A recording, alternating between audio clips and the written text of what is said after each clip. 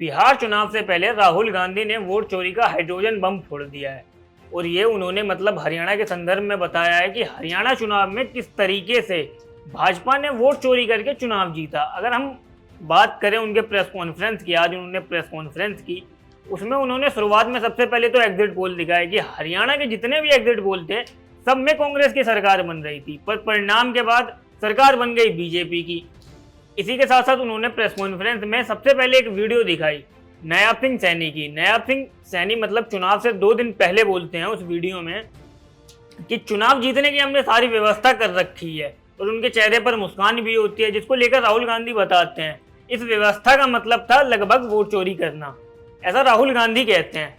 आगे वो जब अपनी प्रेस कॉन्फ्रेंस को आगे बढ़ाते हैं तो सबसे पहले एक लड़की की तस्वीर दिखाते हैं और बताते हैं कि ये लड़की हरियाणा में मतलब 22 जगह इसके वोटर आईडी कार्ड हैं।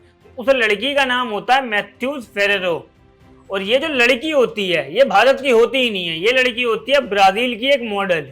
ब्राजील की एक मॉडल मतलब हरियाणा में उसका जो वोटर आईडी होता है वो 22 जगह पर होता है। आप इससे अंदाजा लगा सकते हो कि अगर धांधली हो रही है तो धांधली किस लेवल पर चल रही है। इसके अलावा राहुल गांधी आगे बताते हैं कि जो बीजेपी जीती है चुनाव उसमें और कांग्रेस पार्टी में जो 8 सीटों पर मार्जिन था वो लगभग 22,000 से लेकर 8 सीटों का अगर हम मार्जिन जोड़ दें तो 22-23 हजार वोटरों का फर्क है, जिसने मतलब चुनाव के परिणाम बदल दिए। उदाहरण देते हुए उन्होंने बताया एग्जाम्पल में, जैसे एक विधानसभा का नाम था उचाना कालन, वहां पर मात्र 32 वोटों से कांग्रेस हार गई बीजेपी से। दादरी में मात्र 1957 वोटर से हार गई। असंध में मात्र 2306 वोटरों से भी कांग्रेस पार्टी हार गई। महेंद्रगढ़ में मात्र 2648 वोटरों से हार गई। सैफीडोन में मात्र 4037 वोटों से कांग्रेस पार्टी हार गई। घरुंडा सीट से मात्र 4531 वोट से कांग्रेस पार्टी हार गई। कुल मिलाकर 22,789 वोट।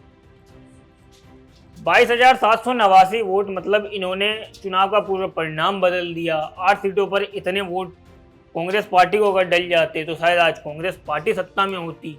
इन 8 सीटों ने पूरा का पूरा चुनाव परिणाम ही बदल दिया। अगर हम टोटल वोटों की बात करें कि हरियाणा में मतलब टोटल वोट किस पार्टी को कितने पड़े, तो कांग्रेस पार्टी को लगभग 54,31,000 वोट मिले और वहीं बीजेपी पार्टी को 55,49,000। ये मतलब ऑल ओवर था। ऑल ओवर की बात करें तो बीजेपी कांग्रेस से लगभग 1,18,000 वोटों से आगे थी। सीटों की बात करें तो कांग्रेस पार्टी को 37 सीटें मिली और बीजेपी को 46 सीटें।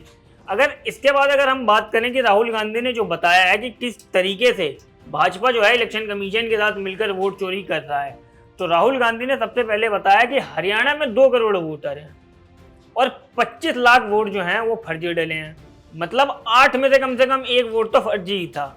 इसके बाद राहुल गांधी ने बताया कि मतलब जो डुप्लीकेट वोटर थे 25 लाख में से जो फर्जी वोट डले हैं उसमें से 5,21,619 डुप्लीकेट वोटर थे।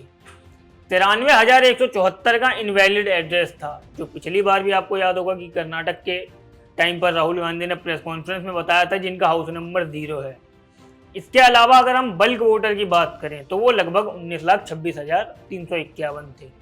इसके अलावा उन्होंने ये भी बताया कि फॉर्म मतलब 6 का एडिशन के तौर पर मिसयूज़ किया जाता है, डिलीशन के तौर पर मिसयूज़ किया जाता है। इसके अलावा राहुल गांधी ने बताया कि 1,24,000 का जो आंकड़ा है इसमें जो वोटर थे मतलब एक ही वोट कभी 50 जगह, एक ही फोटो लगभग 50 जगह, कभी 500 जगह, इस तरीके से यूज़ की जाती है। आज राहुल गांधी ने प्रेस कॉन्फ्रेंस में ये बताया। अब ये जो उन्होंने प्रेस कॉन्फ्रेंस में वोट चोरी का हाइड्रोजन बॉम्ब फोड़ा है, ये मात्र बिहार चुनाव के, अगर हम पहले चरण की बात करें तो पहले चरण की वोटिंग कल है और आज उन्होंने ये प्रेस कॉन्फ्रेंस की। इसके अलावा 11 तारीख को भी मतदान होने हैं, उसमें भी मात्र अब 6 दिन बचे हैं। कल तेजस्वी यादव ने एक प्रेस कॉन्फ्रेंस करके लगातार बहुत बड़े बड़े वादे कर दिए थे।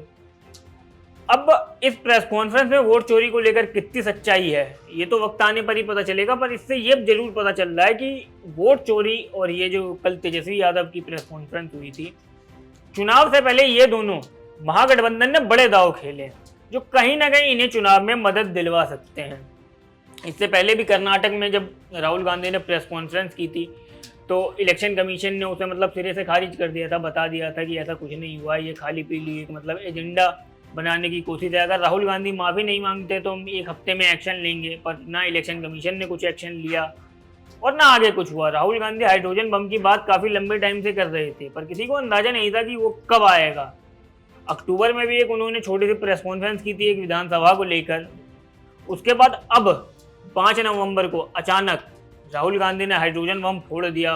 और अब ये बिहार चुनाव में कितना इम्पैक्ट डालता है ये तो अब परिणाम आने के बाद ही पता चलेगा। इसके बाद आज इन्होंने प्रेस कॉन्फ्रेंस की है, इसको लेकर अब बीजेपी क्या मतलब मुद्दा बनाती है या आने वाले टाइम में इलेक्शन कमीशन क्या क्या बातें कहता है, ये तो वक्त आने पर ही पता चलेगा। बाकी आपको ये जानकारी कैसी लगी हमें कमेंट्स में ज़रूर बताएं। आपको अगर वीडियो पसंद आया हो तो वीडियो को लाइक करें, शेयर करें और पॉलिटिकल पंचायत को सब्सक्राइब करना ना भूलें।